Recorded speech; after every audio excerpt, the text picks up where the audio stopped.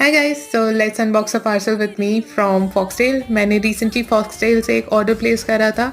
मेरा एक्सपीरियंस अच्छा नहीं रहा इनकी वेबसाइट से, टू बी वेरी ऑनेस्ट। मुझे बिल्कुल अच्छी नहीं लगी इनकी website, but let's see how these serums work for my skin.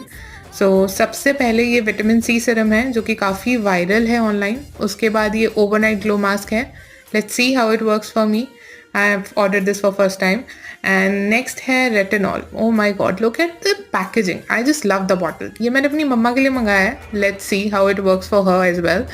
And last है ये hyaluronic serum. This is very good for dry skin. So मेरी बहुत dry skin है. Let's see how it works for me.